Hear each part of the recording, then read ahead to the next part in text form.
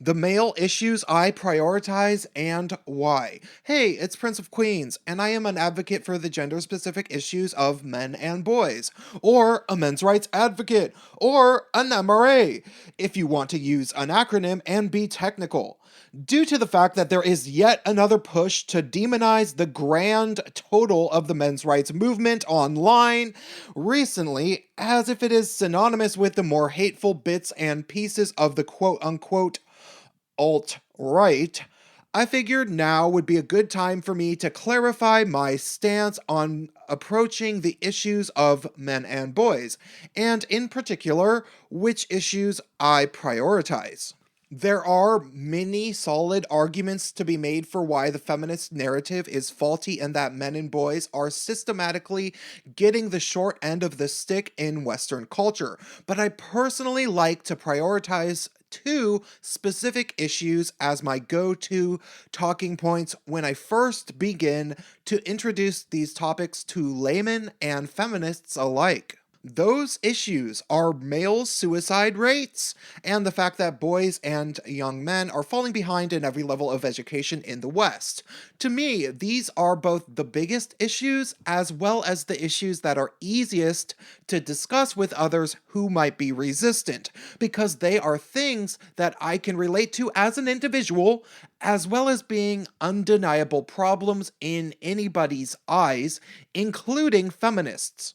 To start with, male suicide composes around 78% of all suicides in the West, and although feminists will try to dismiss this statistic by saying that females simply attempt suicide more commonly and fail than males, that is not known for sure because males are less likely to report failed suicide attempts as they are less likely to seek mental health treatment. So why do people ignore this very real and very harsh statistic?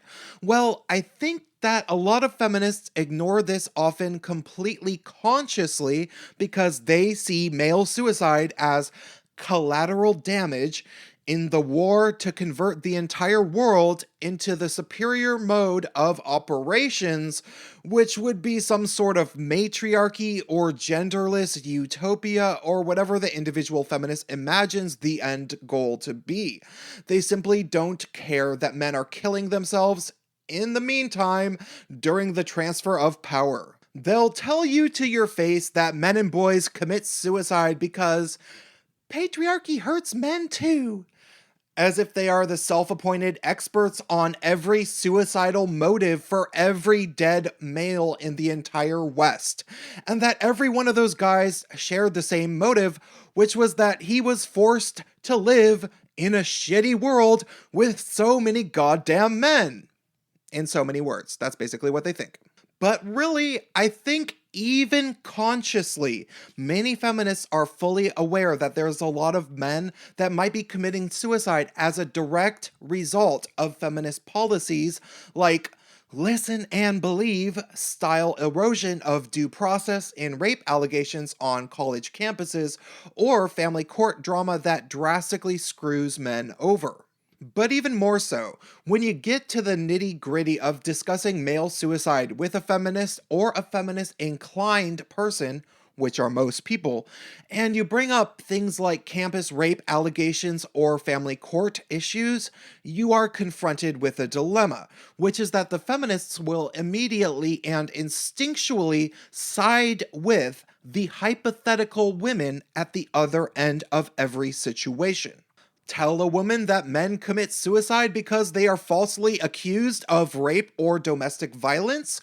More than half of the time, their immediate reaction will be to not care because they want to protect the theoretical women out there who are legitimate victims of rape or domestic abuse. They'll say that women are usually not believed, so again, the men that get falsely accused of such things are basically just collateral damage. Tell a woman that men commit suicide because they are forced to pay ridiculous sums of money to their ex-wives and almost never get to see their children? Feminists will immediately bring up tales of horrible deadbeat dads, Probably thinking of cases where the ex-wife in question never actually brought her ex to court to begin with at all, for whatever reason.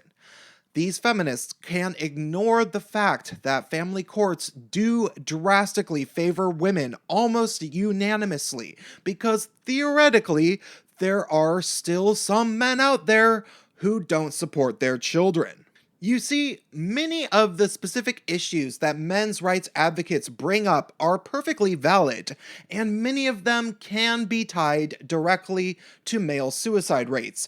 But when you bring up issues related to specifics having to do with heterosexual relationships and how men and boys get dicked around by the state as a result of the heterosexual relationship going awry, feminists and even many relatively neutral people will side against men instinctually because their priority will always be to protect women. That's just how life works. That said, when talking about male suicide, don't overcomplicate it. Stick to the numbers, how those numbers have grown since second wave feminism.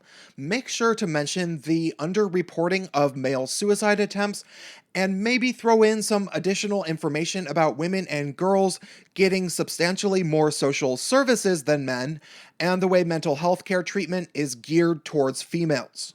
Just remember, the second you get too specific, the second you tell them that men are drastically more likely to experience homelessness than women in the West, the second the feminist mind will jump to wanting to protect women. They won't hear that over 60% of homeless people are men, but rather they'll hear that you might be asking that men invade women's homeless shelters, which of course is not an option to them. Which brings me to the other point I prioritize, which is the staggeringly low rate of university enrollment of young men and the way young men are falling behind in every level of education. Now, part of me doesn't think that this is the end of the world, considering the pathetic state of universities in the West at the moment. However, I have never heard a feminist once try to deny that male education was not a real issue. Instead, they just claim, without even making the slightest inkling towards evidence, that feminism is supposedly working on this problem of men and boys falling behind in every level of education, which has only risen since second wave feminism. Implying, presumably, that if young men were pressured into becoming feminists even more than they already are with mandatory consent and social justice courses on college campuses, then they might theoretically drop out a bit less. Yeah, I bet. That said, just stick to the numbers again. Remind the person advocating for feminism that these problems with male education have only grown since second wave feminism, that affirmative action quotas still favor young women even though they are the privileged gender on campus, and that there are more gender-specific scholarships for young women. Obviously, making these arguments in relation to suicide rates and university enrollment doesn't work like a charm to deprogram every feminist, as there will always be feminists who just won't listen to anything rational. However, when you stick to these two issues where improving the lives of individual men and boys do not come at the theoretical expense of individual women and girls, you will not end up in a conversation based around accusation of discrimination against the theoretical women that might suffer from the imbalance becoming more even. The prison sentencing gap is also a good way to get through to people in regards to defeating the concept that men have quote unquote male privilege.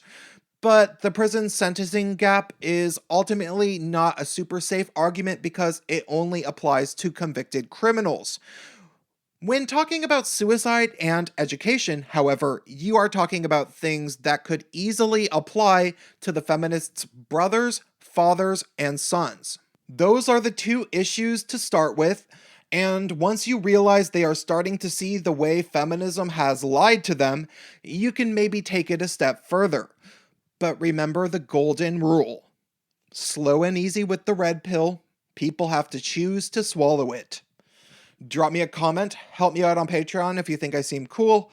Hit the bell button next to the subscribe button so that you don't accidentally break up with me, and stay tuned.